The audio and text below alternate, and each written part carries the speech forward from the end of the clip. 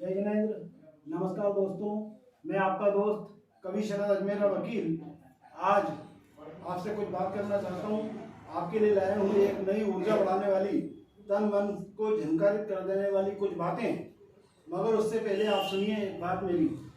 जिंदगी में एक बात याद रखना दोस्तों, कभी देवशास्त्र गुरु का साथ मत छोड़ना,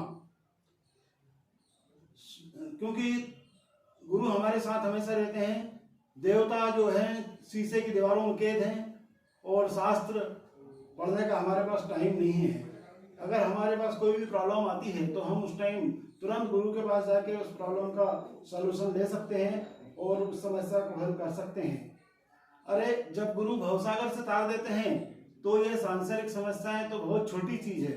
तो इसलिए मेरा आपसे एक ही कहना है कि सर्वप्रथम आप ऐसे गुरुओं का साथ पकड़िए और हर समस्या उनसे शेयर करिए, तो और गुरु बना के जीवन में रखिए, क्योंकि गुरु कृपा ही केवलम शिष्यस्य परम मंगलम। तो चलिए आज हम बात करते हैं अशोका गार्डन के जैन मंदिर में विराजमान, वहां चातुर्मास कर रहे हैं तपस्या तपोनिधि 108 मुनि श्री विष्णु सूर्य सागर जी महाराज। आज हम उनसे कुछ उनकी और कुछ हमारी बातें करेंगे। सबसे पहले नमोस्तु महाराज जी। आशीर्वाद।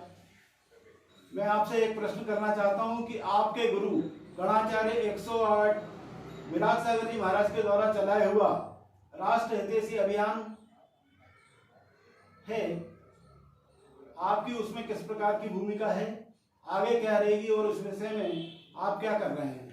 पूज्य गुरुदेव एक ऐसे महान संत हुए हैं जिन्होंने अपने ही बारे में नहीं, राष्ट्र के कल्याण के बारे में बहुत कुछ सोचा।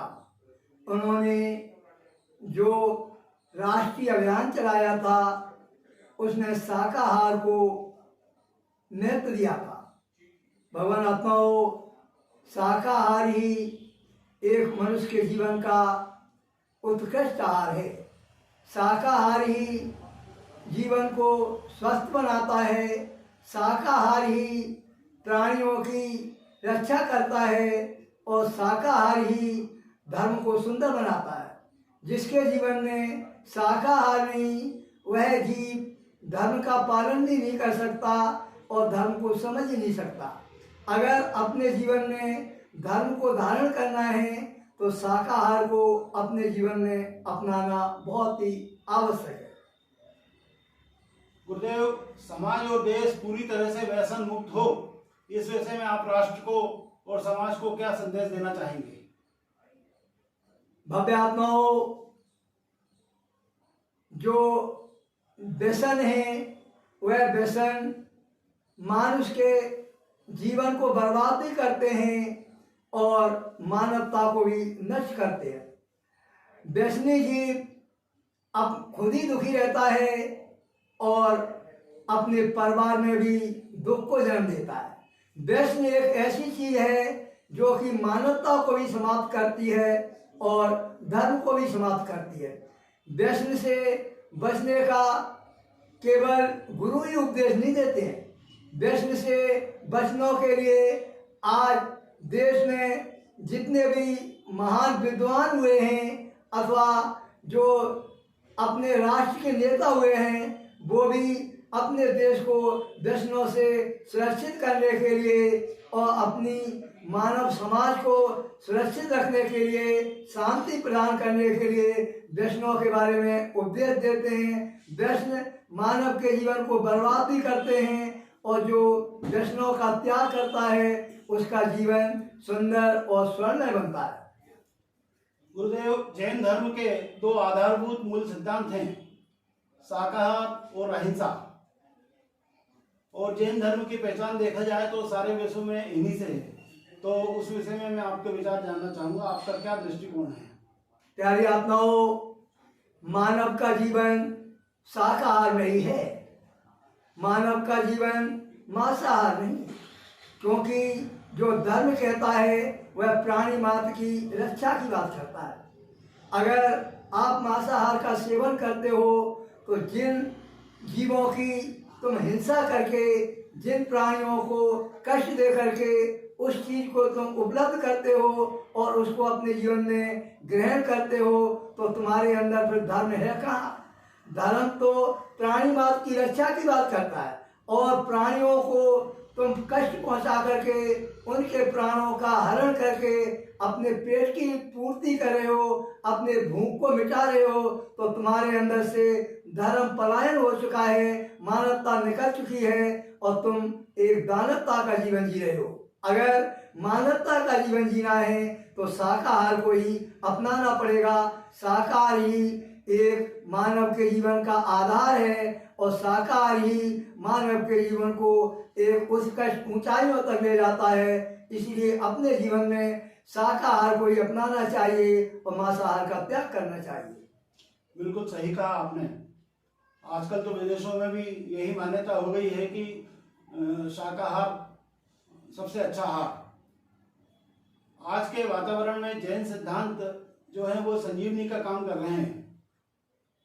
इस विषय में आपका क्या विचार है? भगवान आत्माओं, धर्म तो वही होता है जो प्राणी मात्र को सुख और शांति प्राप्त कराता है। जिस धर्म के अंदर प्राणी को सुख और शांति की बात ना बताई जाए वह धर्म कैसा है? जैसे एक मरीज वैद्य के पास जाता है तो उसको वह दवाई देता है, वो औषधि देता है, किस लिए देता है? रोग को दूर करने के लिए। ऐसे ही ये जैन दर्शन क्या है? मानव जीवन को सुख और शांति देने के लिए, मानव को एक शांति का जीवन जीने के लिए, और मानव के अंदर जो कई प्रकार की संक्रांतियां जन्म ले रही हैं, कई प्रकार की बीमारियां जन्म ले रही हैं, उनको दूर करने के लिए अगर कोई औषधि है तो वो जैन दर्शन की औषधि है। उसका नाम है अहिंसा धर्म। जहाँ अहिंसा है वहीं सारी औषधियाँ हैं, और जहाँ हिंसा है वहाँ जीवन में कोई भी आपके रोगों का निवारण करने वाली नहीं है। आपकी इस उम्र में भी आप अभी आप जो केस कर रहे हो,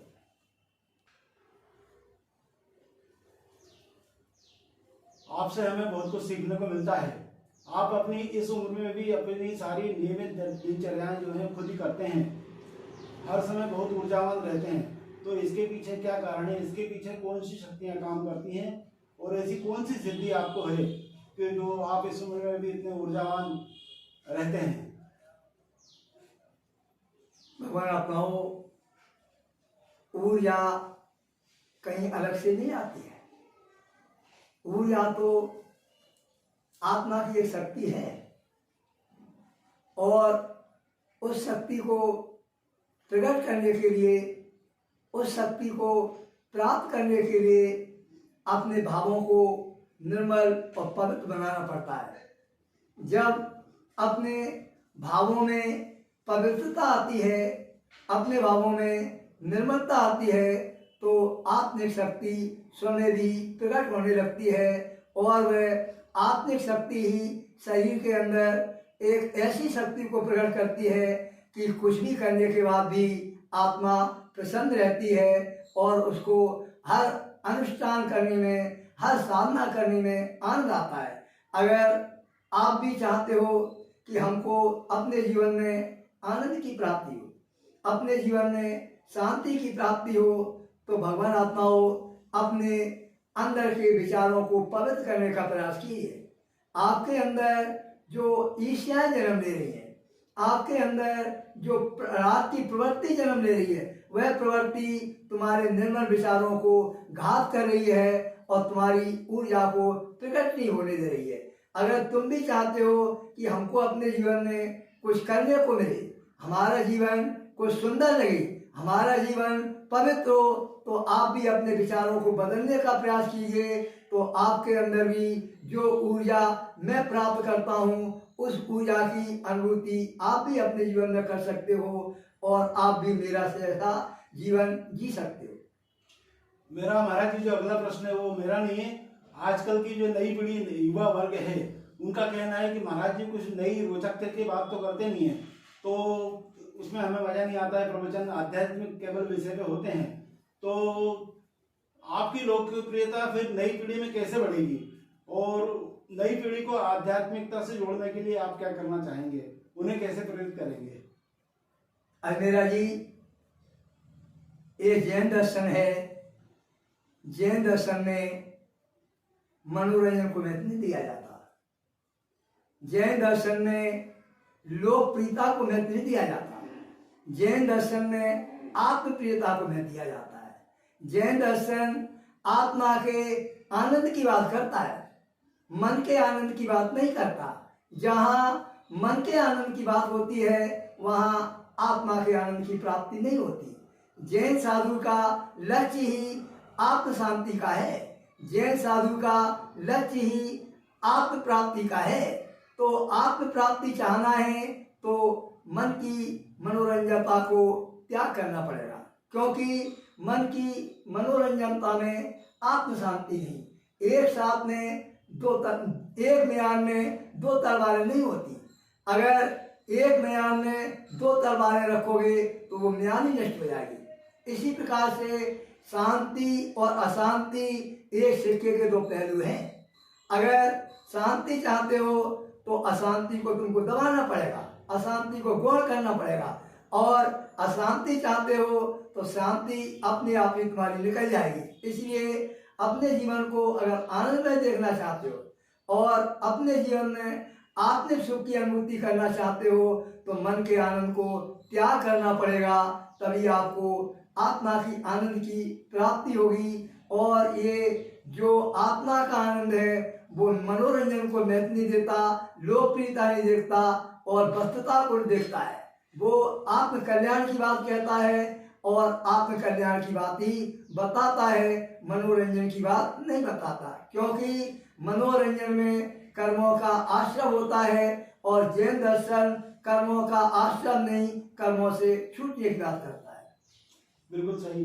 अगला प्रश्न महाराज जी वही है कि महिलाओं के लिए तो आपने बहुत तरह तरह की क्लास द्रव्य संग्रह और छेड़ाला वगैरह की चलाई है, तो इसी में आप कुछ नए उपक्रम युवाओं के लिए भी जोड़ सकते हैं, ऐसा कुछ उनके लिए परीक्षाएं आयोजन कर सकते हैं, तो उस विषय में आप? मेरा जी प्रश्न तो आपका बहुत सुंदर है। मैं जो भी प्रयास करता हूँ, जो भी शिविर लगाता हूँ, जो भी क्लास लगाता हूँ, तो हमारे क्लास में केवल महिलाएं नहीं पुरुष भी आकर के उसका आनंद लेते हैं और धर्म का श्रवण पान करके अपने आप को बहुत ही एक आनंदित मानते हैं और उसको लाभ प्राप्त करते हैं।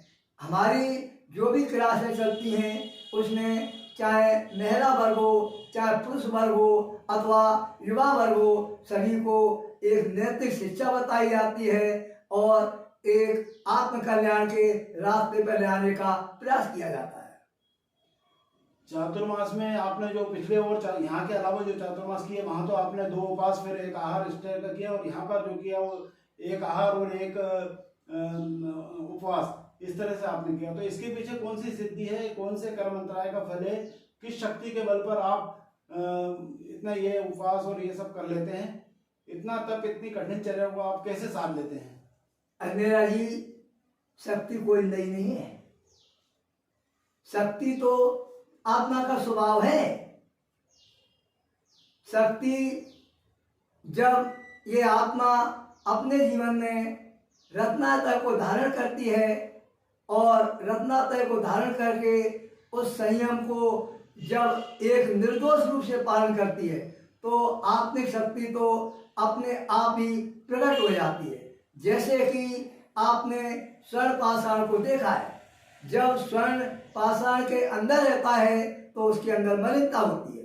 जब मलिनता होती है तो उसके अंदर वो निखार नहीं आता, उसकी कीमत नहीं होती। जब उस स्वर्ण को अग्नि का सहारा लेना पड़ता है, जब वह स्वर्ण अग्नि के संयोग में आता है तो अपनी कामना को निकालने का पुरुषार्थ करता है। जब अपनी कामना को निकालता है तो वही स्वर्ण एक पवित्र रूप धारण करता है और वह स्वर्ण एक जो खदान में पड़ा था वह मानव के सिर पर विराजमान होकर के मानव के शरीर की शोभा बढ़ाता है। इसी प्रकार से ये जो शक्ति है कहीं अलग से मैंने प्रकट नहीं की है। शक्ति तो मेरे आत्मा के अंदर थी पर मैंने उस शक्ति को प्रकट करने के लिए एक जैन दर्शन का सहारा लिया और जैन दर्शन में रत्नात्रय को महत्व दिया जाता है। जो रत्नात्रय का पालन करता है वो अपने अंदर जो आत्मा पर एक विकार रूप की काई लगी है, एक राग रूप की काई लगी है, एक मोह रूप की काई लगी है, उस काई को अपने तप के द्वारा, साधना के द्वारा क्षय करता है और अपनी आत्मा को निर्मल करता है। जब आत्मा विकारों से रहित हो जाती है तो उसमें स्वयं भी अपनी शक्ति प्रकट हो जाती है और वह शक्ति एक साधक को, एक योगी को अपनी साधना में सहकारी बन जाती है। कहते हैं गुरु बिन ज्ञान न उपजे, गुरु बिन न हो भेद विज्ञान। तो आपको गढ़ने में आपके गुरु की किस प्रकार की भूमिका रही? अंधेरा जी, गुरु की महिमा को जितना भी गाया जाए वो कम है। गुरु एक शिष्य के लिए अमूल्य निधि है। जिस प्रकार से एक जौहरी अपने हीरे की संभाल करता है, अपने हीरे की कीमत करता है, उसी प्रकार से शिष्य भी अपने गुरु की कीमत करता है। जो शिष्य गुरु की कीमत समझता है वही शिष्य आज जीवन को अपने उत्थान की ओर ले जाता है, ऊंचाइयों की ले जाता है। प्यारी आत्माओं, आपको तो साक्षात में गुरु मिले हैं। उस जीव को देखो जिसको गुरु ने अपने सामने से अलग कर दिया था, जिस गुरु ने अपने शिष्य को शिष्य स्वीकार नहीं किया था और आश्रम से निकाल दिया था, फिर भी उस शिष्य के अंदर कितनी श्रद्धा थी कि उसने गुरु की प्रतिमा बना करके और गुरु से विद्या अध्ययन किया और विद्या अध्ययन करके वो विद्या में इतना निपुण हो गया कि आज भी एक रक्त के नाम से प्रसिद्ध हो गया। तो आपको भी गुरु की कीमत समझना है, गुरु से पाना है तो गुरु को अपने हृदय में स्थान दो। अगर तुम गुरु को अपने हृदय में स्थान दोगे तो तुम भी ऊंचाइयों को पकड़ते जाओगे और तुम्हारे जीवन में निखार आता जाएगा। तो गुरुदेव, मेरा अगला प्रश्न ये है कि अध्यात्म की ऐसी कौन सी शक्ति ने आपको आकर्षित किया कि आप अपना घर संसार सब छोड़कर वैराग्य पथ पर अग्रसर हो गए? अंधेरा जी, ये जीवन कई प्रकार के समस्याओं से निकल करके आया है। एक आत्मा था और उस आत्मा का जन्म एक कारावास के अंदर हुआ था। जब वह आत्मा उस कारावास में इस मनुष्य पर्याय को प्राप्त करती है तो कारावास में रहने वाले लोगों को ही सब कुछ मानती है, उनको ही अपना जानती है। पर जब वह आत्मा समय निकलता जाता है और अपनी अवस्थाओं को पार करती जाती है तो उसके पुण्य के वजह से उस आत्मा को एक गुरु का सानिध्य मिलता है और वह गुरु अपने शिष्य को संबोधन देता है, कहता है, भैया तुम कहाँ पड़े हो, तुम किसको अपना कह रहे हो, जहां तुम रह रहे हो वह तुम्हारा निवास स्थान नहीं है, ये तो एक कारागृह है और कारागृह में रहने वाले जो कैदी हैं वो तुम्हारे कोई भी नहीं है। ये तो अज्ञानता है कि उन कैदियों को तुम अपना कह रहे हो, उन कैदियों को अपना मान रहे हो। अपने आप को पहचानो और अपना रास्ता चुनने का प्रयास करो। तुम्हारा रास्ता कारावास में नहीं, तुम्हारा रास्ता तो अपने निज में निवास करना है। क्यों इसमें पड़े हो? उस आत्मा को जब गुरु का संबोधन मिलता है तो वह आत्मा जागृत हो जाता है और अपने गुरुदेव के सानिध्य में पहुंच करके और गुरुदेव का संबोधन सुन करके गुरु के साथ में अपना रास्ता पकड़ता है और गुरु के चरणों में पहुंचता है। गुरु अपने उस शिष्य को परखते हैं और वह शिष्य जब गुरु के चरणों का सानिध्य पाता है तो उसके जीवन में बदलाव भी आता है। जैसे भगवान आत्माओं एक लोहा होता है और जब पारसमणि के संयोग में पहुंचता है तो वह लोहा भी सोना बन जाता है।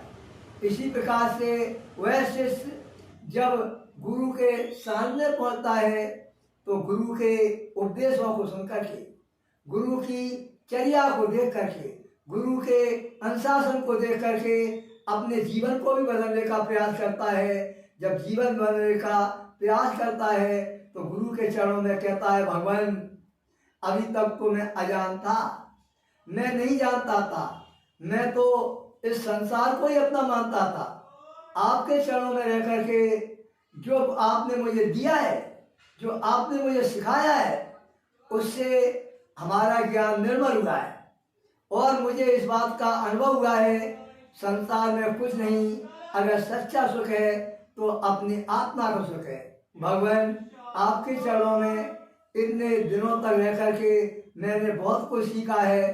प्रभु अब आप मुझे करुणा करो और आप मेरे को भी अपना जैसा बनाने का पुरुषार्थ करो और भगवान मुझे भी अगर जिनेश की दीक्षा मिल जाए तो मैं भी, मेरे जीवन का भी कल्याण हो जाए और मैं भी आप जैसे बताए हुए मार्ग पर चल करके अपनी आत्मा को परमात्मा बनाने का प्रयास करूं। ये मेरा स्वयं का ही निज का पुरुषार्थ है। गुरु तो पूर्व के पुण्य से मुझे प्राप्त हो गए थे और उनका साथ पा करके मैंने अपनी आत्मा को जगाया, अपने में खुद पुरुषार्थ किया तो आज परवेशी के 5वें पद में बैठा हुआ हूँ और अपने आत्म कल्याण के मार्ग में लगा हुआ हूँ। सही कहा आपने। गुरु कृपा का वर्णन तो स्वयं देवगुरु बृहस्पति भी नहीं कर सकते हैं और ऐसा कहा भी जाता है कि गुरु कृपा ही केवलम शिष्यस्य परम मंगलम। तो मेरा अगला सवाल ये है कि अनेकांत का सिद्धांत क्या है और उस विषय में आप क्या संदेश देना चाहेंगे? अंधेरा जी, अनेकांत तुम्हारे वास्तविक स्वरूप को बताता है। अनेकांत किसी वस्तु के निरूपण के लिए एक तरीका है। अनेकांत किसी वस्तु को जानने का एक उपाय है। अगर तुम्हारे जीवन में अनेकांत है तो तुम वस्तु का वास्तविक स्वरूप जान सकते हो और वास्तविक स्वरूप जान करके अपने जीवन में उससे अपने आप को कुछ प्राप्त कर सकते हो। अगर तुम्हारे जीवन में अनेकांत नहीं है तो तुम वस्तु स्वरूप का निर्णय नहीं कर पाओगे और जब वस्तु स्वरूप का निर्णय नहीं होगा तो तुम्हारा ज्ञान भी निर्मल नहीं होगा और तुम्हारे जीवन में जो शांति आना चाहिए उस शांति को भी तुम प्राप्त नहीं कर सके हो। आपने देखा आगम में हमारे आचार्यों ने एक बहुत अच्छा उपदेश दिया, एक दृष्टांत दिया और उसमें उन्होंने बताया था कि 7 व्यक्ति थे और वो 7 व्यक्ति आंखों से नहीं देख पाते थे और उनके मन में एक हाथी देखने का विचार आया और वो 7 अंधे उस हाथी को देखने के लिए जाते हैं। जब उस हाथी को देखते हैं तो उनको आंखों से दिख नहीं आता और अपने अपने हाथों से उस हाथी को स्पर्श करते हैं। स्पर्श करने के बाद जब वो 7 व्यक्ति उस हाथी को देख करके एक स्थान पर इकट्ठे होते हैं तो आपस में चर्चा करते हैं, आपने हाथी देखा था, कैसा था? तो 7 व्यक्तियों ने जिस अंग को स्पर्श किया था उसी को हाथी मान रहे थे। तो उसी अंग को हाथी मान रहे थे तो आपस में झगड़ रहे थे और हाथी के स्वरूप को जान नहीं पा रहे थे।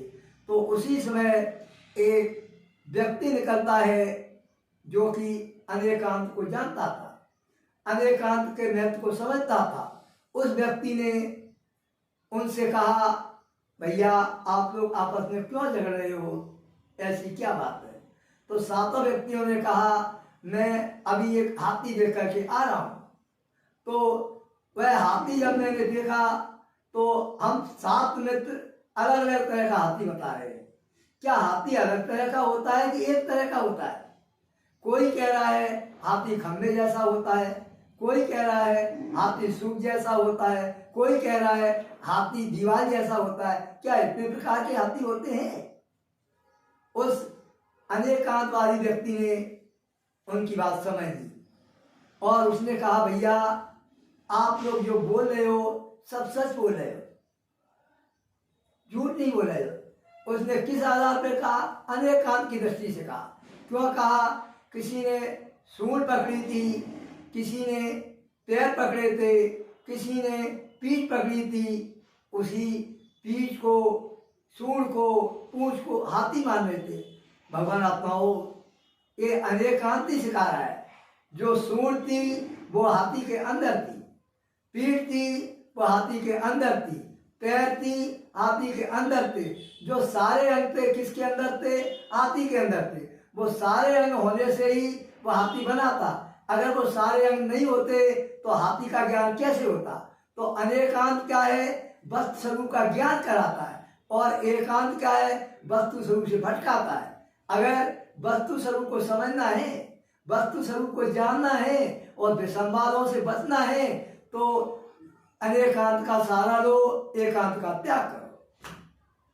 अशोका गार्डन के जैन मंदिर में आपने चातुर्मास किया, आपका क्या अनुभव रहा और यहाँ कैसा लगा? और आप अशोक गार्डन के लोगों को, भोपाल के जैन समाज के लोगों को क्या संदेश देना चाहते हैं? अंधेरा जी, जब मैं चतुर्मास की तैयारी में जगह जगह कॉलोनियों में विहार कर रहा था, धर्म की भावना कर रहा था, तो उन्हीं कॉलोनियों में विहार करते हुए और हम लोग 1 महीने का शिविर लगा करके सिद्धार्थ सिटी में विराजमान थे।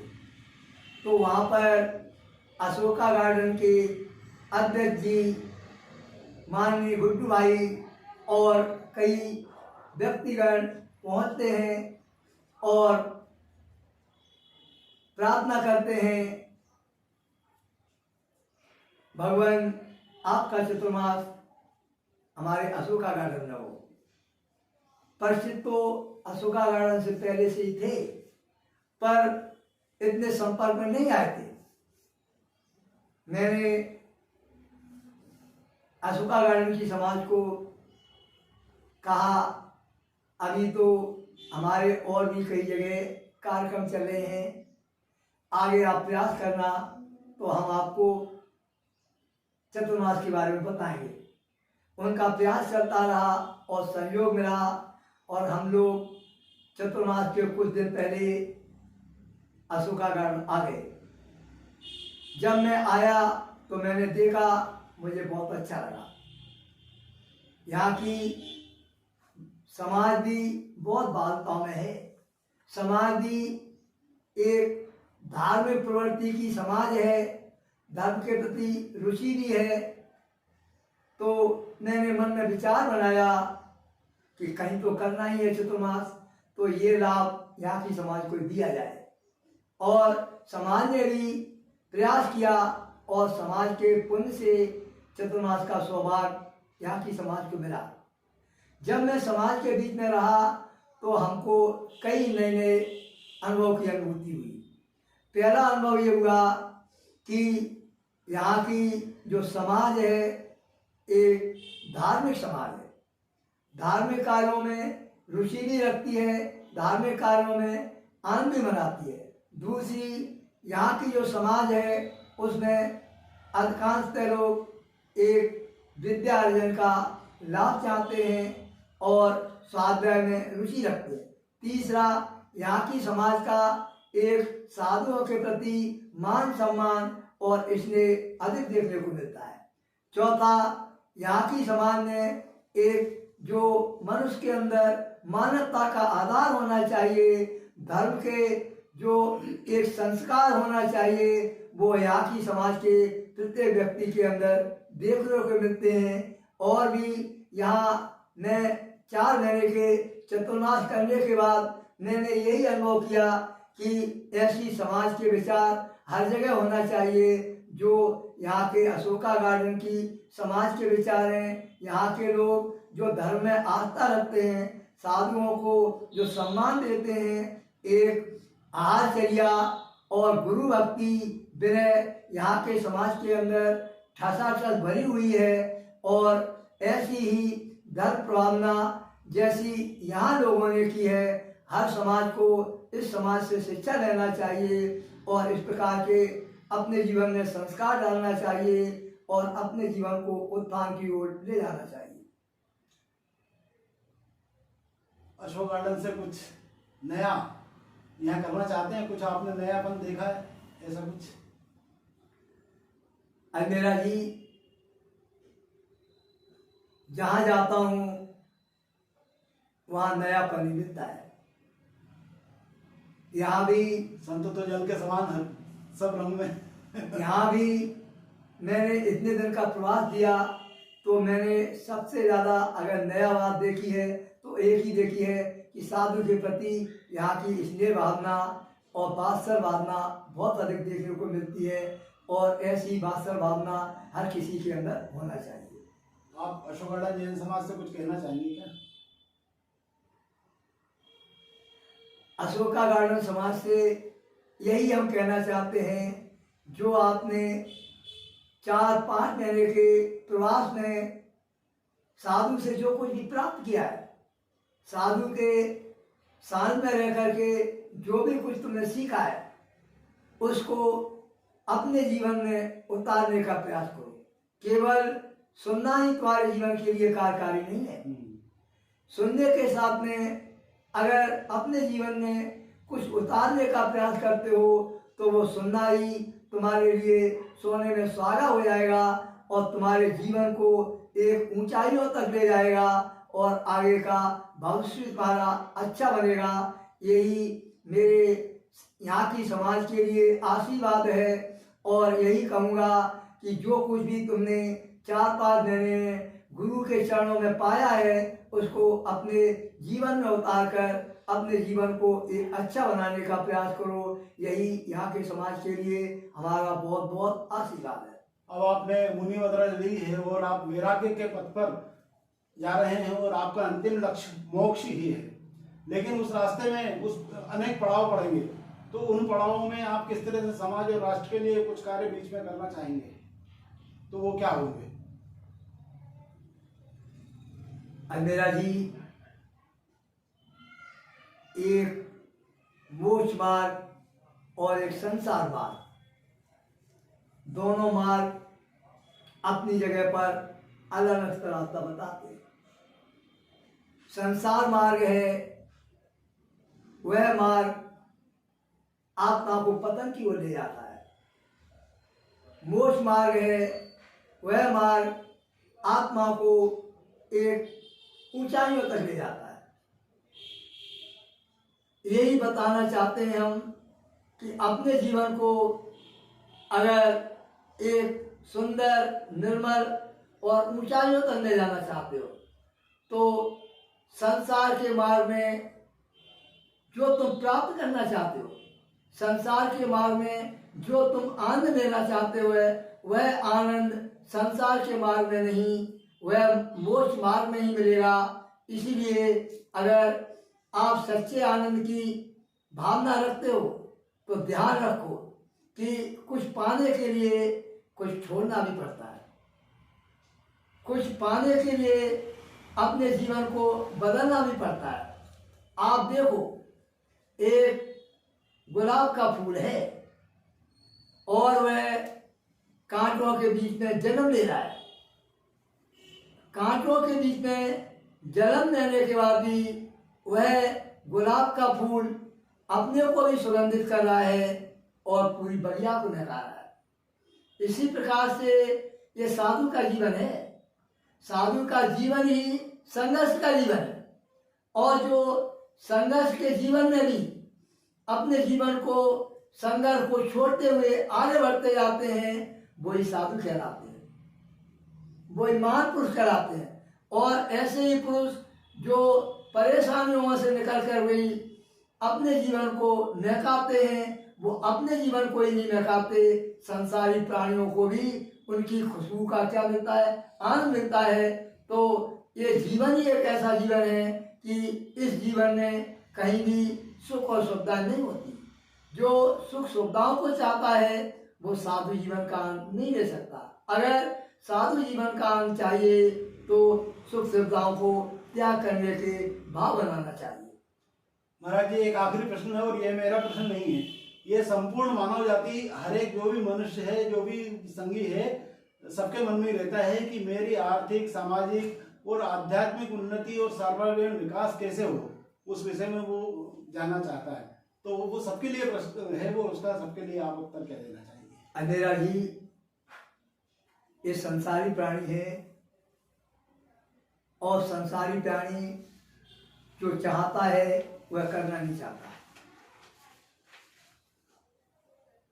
जैसा संसारी प्राणी चाहता है उस प्रकार का अगर वह पुरुषार्थ करने लगे तो वो जो चाहे वो उसकी प्राप्ति कर सकता है। केवल चाहने से किसी समस्या का हल नहीं है। चाहने वाले पुरुषार्थ नहीं करते हैं तब तक वो सफलता प्राप्त नहीं कर सकते। चाहना अलग विषय है, और चाहने से अगर अपनी लक्ष्य को प्राप्त करना है तो चाहने के साथ में पुरुषार्थ भी अपने जीवन में लाना चाहिए। अगर आपके जीवन में पुरुषार्थ होगा तो तुम्हें चाहना नहीं पड़ेगा वो चीज़ की जो आपका लक्ष्य है, उस लक्ष्य की प्राप्ति आपको सुमेधी हो जाएगी। इसीलिए जैसे तुम्हारे विचार उत्कृष्ट हैं, तुम चाहते हो कि हमारे जीवन में भी एक धर्म का आनंद आए, तुम चाहते हो हमारा जीवन भी एक उत्कर्ष बने, तुम चाहते हो हमारे जीवन को भी एक ऊंचाइयों तक पहुंच जाए, तो उसके लिए चाहने के साथ में अपने जीवन में पुरुषार्थ करने का भी प्रयास करो। जब आप अपने जीवन में पुरुषार्थ करने का प्रयास करोगे तो आपको आपके अनुकूल जो लक्ष्य है उसकी प्राप्ति भी होगी। महाराज जी, आज बहुत अच्छी बातें हुई, और मैं समझता हूँ कि सभी लोगों को इससे बहुत ज्ञान मिलेगा और वो अपने जीवन को नई ऊंचाइयों तक ले जा सकते हैं। और आपका ऐसा ही आशीर्वाद मुझ पर और हम सब पर, पूरे अशोकानंद जैन समाज पर, पूरे जैन समाज पर बना रहे, इस भावना के साथ इस कार्यक्रम को यही विराम देता हूँ। तो मित्रों, आप लोगों को यह कार्यक्रम कैसा लगा? अगर आपका भी कोई प्रश्न मन में है तो आप इस कार्यक्रम जो कमेंट में कर सकते हैं, प्रश्न पूछ सकते हैं। मैं महाराज जी के द्वारा, मेरे द्वारा महाराज जी से मैं प्रश्न पूछकर उसका उत्तर कमेंट में आपको दे दूंगा। कृपया आप कमेंट अवश्य करें। धन्यवाद। Thank you.